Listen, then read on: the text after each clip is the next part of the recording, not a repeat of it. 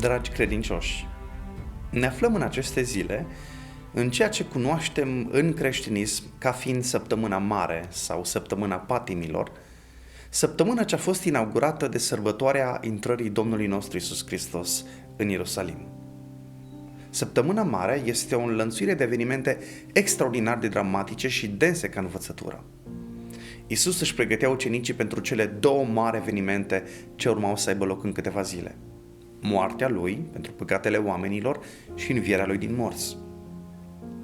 Așadar, alături de alți colegi păstori, am vrea să împărtășim într-o slujire comună câteva reflexii în această săptămână pe marginea evenimentelor consemnate în Evanghelii cu privire la ce se întâmplă în fiecare zi din săptămâna patimilor Domnului nostru Iisus Hristos, invitându-vă și pe dumneavoastră să parcurgeți alături de noi prin aceste reflexii și prin narațiunea patimilor ultima săptămână din viața Mântuitorului nostru înainte de crucificarea, moartea și învierea Lui.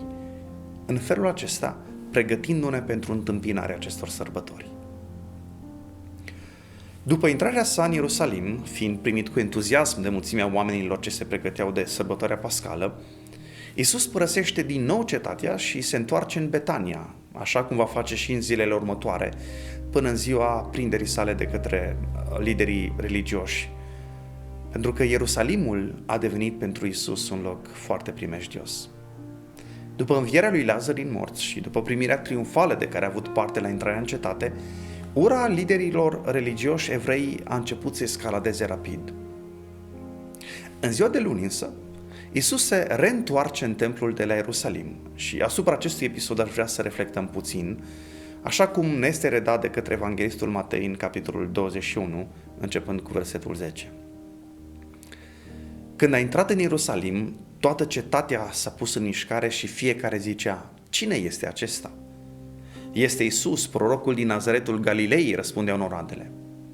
Iisus a intrat în templul lui Dumnezeu, a dat afară pe toți cei ce vindeau și cumpărau în templu, a răsturnat mesele schimbătorilor de bani și scaunele celor ce vindeau porumbei și le-a zis: este scris, casa mea se va chema o casă de rugăciune, dar voi ați făcut din ea o peșteră de tâlhari.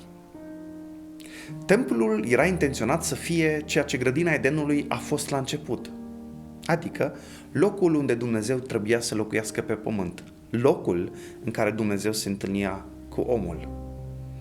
De fapt, templul era considerat a fi singurul loc de pe pământ unde cerul și pământul veneau împreună. Era simbolul și punctul central al religiei iudaice. Și evreii știau că motivul pentru care omul pierduse Edenul erau păcatele lor, lipsa de sfințenie, vina lor.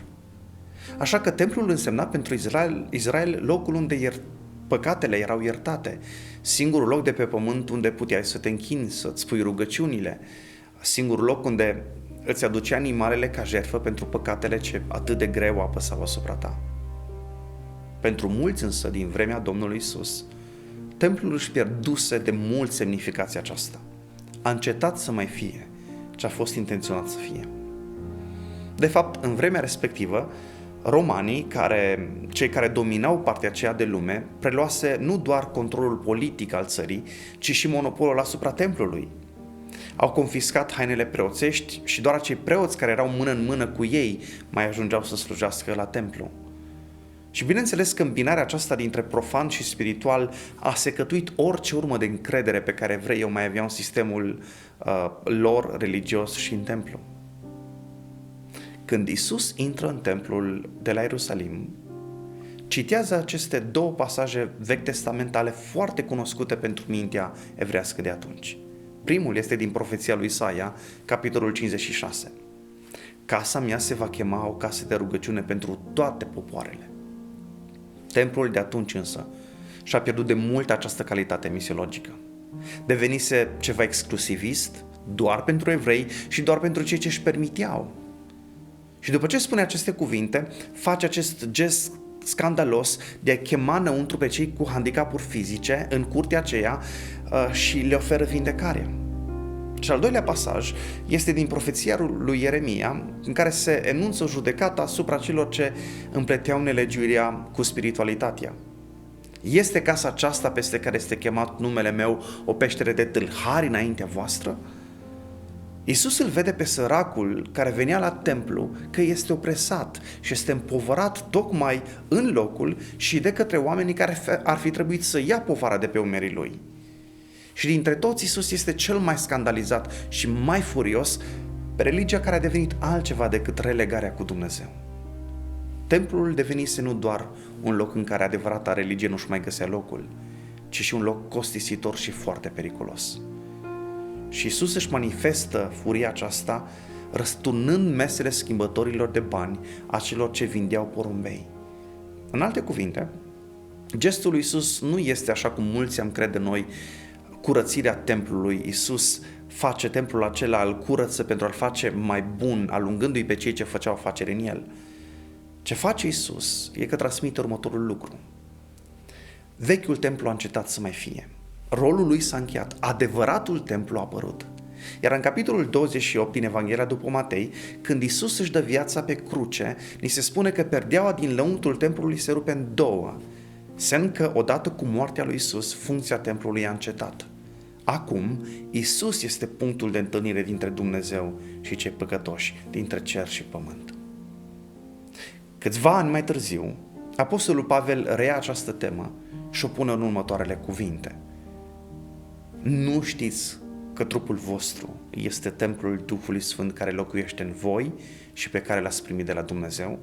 Și că voi nu sunteți ai voștri, căci ați fost cumpărați cu un preț. Proslăviți dar pe Dumnezeu în trupul și în Duhul vostru, care sunt ale lui Dumnezeu. Dragi credincioși, să ne amintim în această săptămână că noi am devenit locul de pe pământ prin care Dumnezeu vrea să se facă de cunoscut, unde Dumnezeu vrea să fie prezent pe pământ. Noi, păcătoși și răscumpărați, am devenit templele care trebuie să reflectăm perfecțiunea, frumusețea și caracterul Dumnezeului adevărat. Iar templul acesta trebuie păstrat curat, pentru că Dumnezeu nu poate locui într-o inimă ce păstrează păcatul. Dacă inima noastră este templul Duhului Sfânt, oare ce adăpostim noi acolo? Dacă Iisus ar uita la inima noastră astăzi, ar numi o peștere de tâlhari sau o casă de rugăciune? Este viața noastră, templul acesta, un loc unde prezența sa se poată coborî? Vă invităm în această săptămână mare să folosiți timpul acesta pentru cercetare, pentru tânguire, pentru mulțumire. Un timp în care vă invităm să înțelegem mai profund grozăvia suferințelor lui Hristos pentru noi, pentru că doar atunci când vom reuși să ne conectăm la profunzimea suferinței sale, vom putea să ne conectăm cu adevărat la înălțimea biruinței sale.